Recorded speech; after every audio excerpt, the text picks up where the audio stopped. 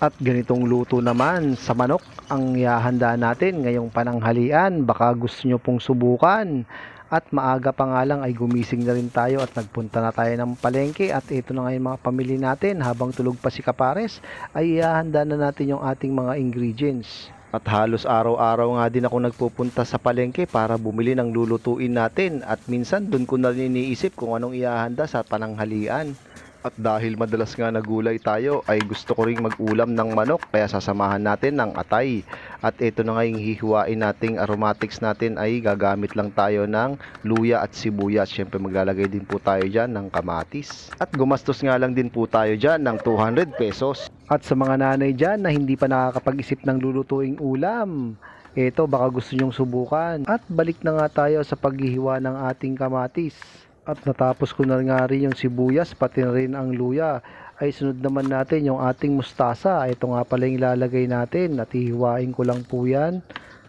At hugasan na rin. Kaya ito, simulan na natin yung pagluluto. Sa kawali na may mantika, ginisa na natin yung ating luya, pati na rin ang sibuyas. Sangkutsahin lang natin yan na maigi. At pagkatapos, sunod naman natin yung kamatis. At hayaan lang natin yung lumambot. At kapag malambot na nga yung kamatis, ay pwede na nating ilagay yung ating manok. Ayusin lang natin yan. At pagkatapos, maglagay rin tayo ng konting tomato paste. At sangkutsahin muna natin. At saka naman natin ilagay yung atay ng manok. At magdaragdag din tayong pampalasa natin, patis. Pati na rin ang pamintang durog.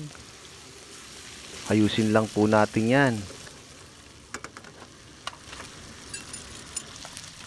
At naglagay din tayo ng asukal.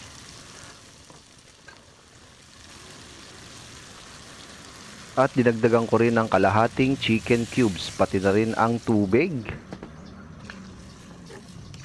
At ayusin lang natin yan mga kapares at pakukuluin po natin yan ng 20 minutes. At makalipas nga ang 20 minutes at siguradong luto na ang ating manok, ay pwede na nating ilagay yung ating mustasa. At tatakpan ulit natin yan ng ilang minuto. At kapag luto na nga yung ating mustasa, ay ito na nga po. Kumuha na tayo ng kanin at sabay-sabay tayong kumain, sabay-sabay tayong mabusog. Bangantayin mga kapares. Baka magusto niya rito mga kapares. Maiba naman. At meron tayong samahan natin ng atay.